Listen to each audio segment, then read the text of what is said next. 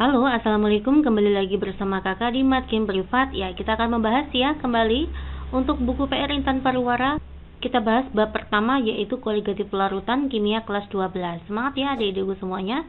Adik bisa buka buku halaman 4 ya. Kita masuk ke uji kompetensi 1.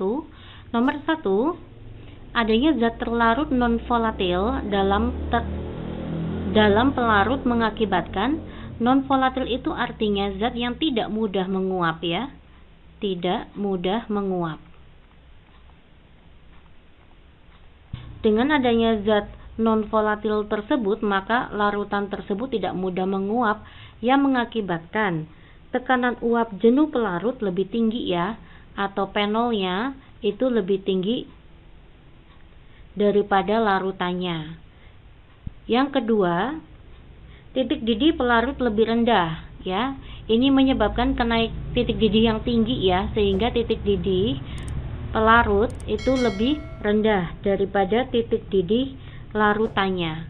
Dan adanya zat non volatil tersebut menyebabkan titik beku pelarut ya, titik beku pelarut itu lebih tinggi daripada titik beku larutannya. Ya, ini adalah beberapa akibat adanya zat terlarut non volatil dalam pelarut ya. Oke, mana yang tepat jawabannya? Yang tepat jawabannya itu adalah poin E. Titik beku pelarut lebih tinggi daripada titik beku larutannya. Ini adalah sebuah teori dari sifat koligatif larutan jadi.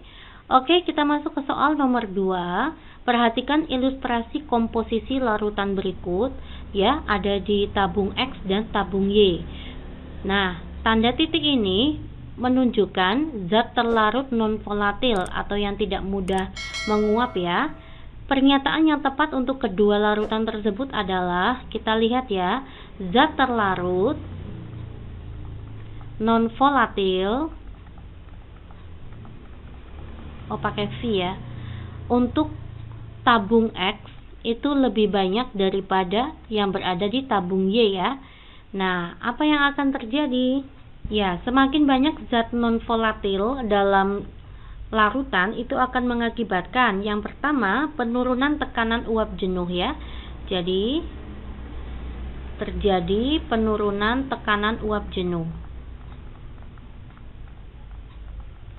Selanjutnya, penurunan titik beku.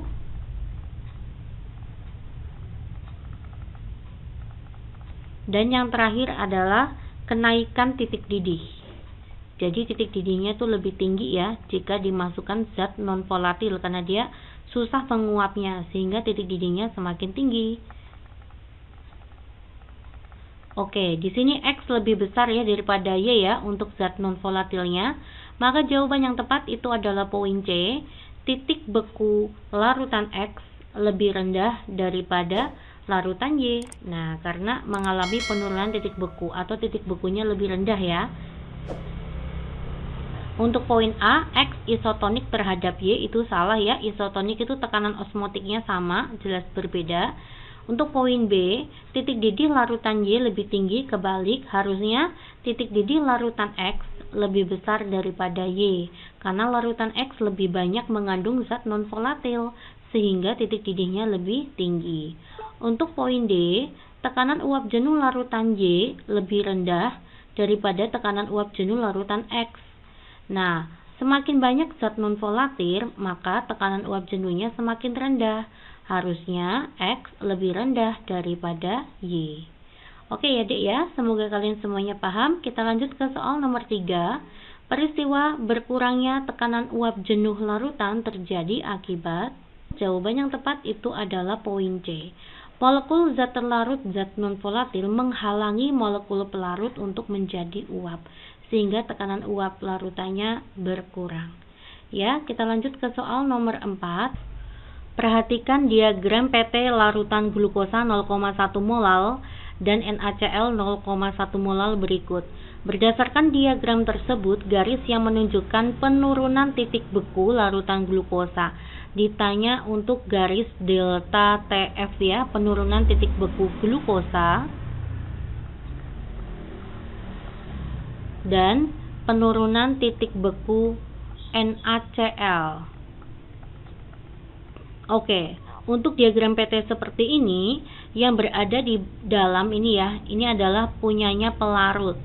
Ini punyanya pelarut. Pelarut jika tidak disebutkan otomatis air.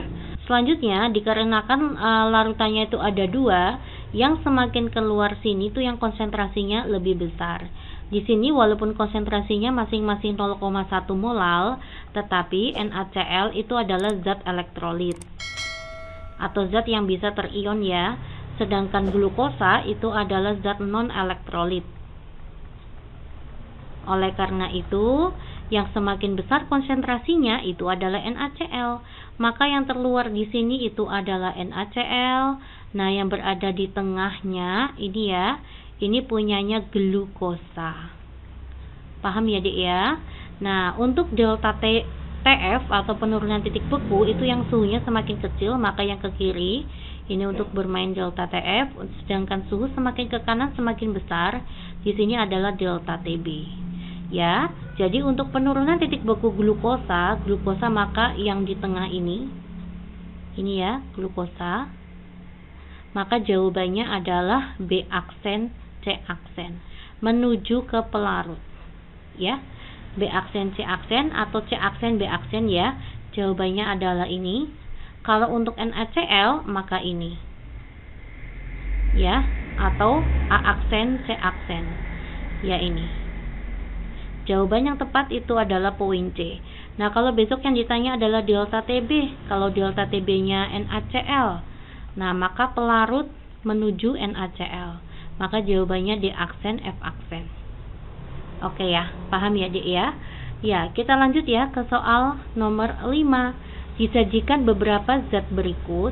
Jika masing-masing zat tersebut mempunyai massa yang sama, jadi masing-masing zat itu gramnya sama ya. Gramnya sama atau gram terlarutnya sama. Dan dilarutkan ke dalam 100 gram air.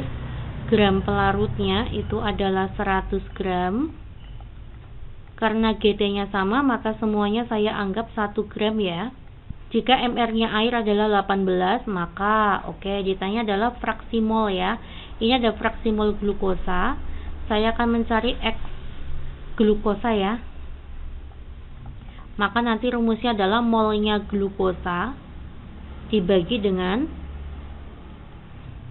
molnya glukosa ditambah dengan molnya pelarut. Di sini pelarutnya air. Maka nanti mol glukosa, ini adalah glukosa ya, saya buat berarti gram per mr, karena massa terlarutnya semuanya sama, saya anggap 1 gram dibagi dengan 180. Nah, ini kan gram dibagi mr, 1 per 180 ditambah dengan massanya air. Massanya air itu adalah 100 gram, 100, mr-nya air 18. Begitu ya. Inilah fraksi molnya glukosa. Sekarang saya akan mencari fraksi molnya urea. Bagaimana menghitungnya? Sama saja, berarti kan molnya urea dibagi dengan mol total. Berarti molnya urea ditambah molnya air. Mol total ini berarti kan terlarut, ini pelarut, itu rumusnya fraksi mol ya. Di sini pelarutnya air, maka saya tulis di sini mol air. Molnya urea, maka nanti gram dibagi dengan mr-nya urea itu 60. Ini 1 per 60. Molnya air itu adalah gram dibagi mr. Airnya 100 gram, saya bagi 18 ya. Oke, saya akan mencari fraksi molnya CaCl2. Nah, maka nanti rumusnya molnya CaCl2 dibagi mol total. Molnya terlarut dan molnya pelarut. Nah, CaCl2 ini ya, mr-nya 111 gram per 111 dibagi dengan gram per mr ditambah dengan 100 per 18. Ya, tanpa kita menghitung, kita hanya fokus ke sini aja ya, Dek. Ini dengan ini dengan ini dengan ini. Karena pelarutnya semuanya sama. Nah, otomatis ini yang paling kecil ya, ini paling kecil. Karena 1 bagi 180 itu kan paling kecil ya. Maka ini yang paling besar untuk fraksi molnya. Nah, ini adalah di tengah ya. Oke, jadi urutannya adalah fraksi molnya urea lebih besar daripada fraksi molnya CaCl2 lebih besar daripada fraksi molnya glukosa. Jadi di sini fraksi mol glukosa itu paling kecil ya. Oke, kita bisa menjawab. Apakah fraksi mol glukosa lebih besar dari urea? Salah. Fraksi mol glukosa sama dengan CaCl2? Salah. Fraksi mol CaCl2 lebih besar dari glukosa? Betul sekali. Fraksi mol glukosa lebih kecil dari CaCl2? Betul. Lebih kecil dari fraksi mol urea? Ini juga betul ya. Selanjutnya, fraksi mol urea lebih kecil? Salah ya. Ini juga salah. Jawabannya harusnya ada 2. Ya, di sini saya pilih jawabannya adalah D ya, yang lebih komplit ya D. Oke, lanjut aja, kita masuk ke soal nomor 6. Massa kristal Na2SO4 yang harus dilarutkan dalam 500 ml air, diketahui gram pelarutnya itu adalah 500 gram. Membuat larutan Na2SO4 dengan konsentrasi 0,25 m, konsentrasinya 0,25 m, ditanya masanya Na2SO4, ditanya gram terlarutnya. Oke ya deh. Nah, saya akan gunakan rumus. Rumus konsentrasi adalah gram terlarut dibagi mr dikalikan 1000 dibagi gram pelarut. Oke, konsentrasinya kan 0,25. GT-nya gram terlarutnya tidak ada. MR-nya Na2SO4 berapa? Kita hitung ya. Na-nya ada 2, maka nanti 23 kalikan 2 itu adalah 46, ditambah dengan S itu 32, ditambah dengan O-nya itu 16 kalikan 4 ya, itu adalah 64. Maka 6 tambah 4 10, 12, simpen 1, 5, 8 tambah 6 142. MR-nya 142, saya kalikan dengan 1000, gram pelarutnya itu adalah 500.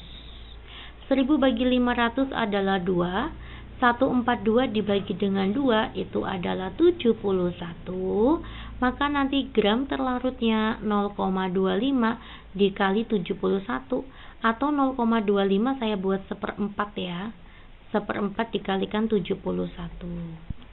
7 bagi 4 itu adalah 1 ya, yang depannya 1 ya deh ya. Oke, jawabannya adalah 17,75. Silakan adik koreksi hitungannya di rumah. Kita lanjut ya ke soal nomor 7.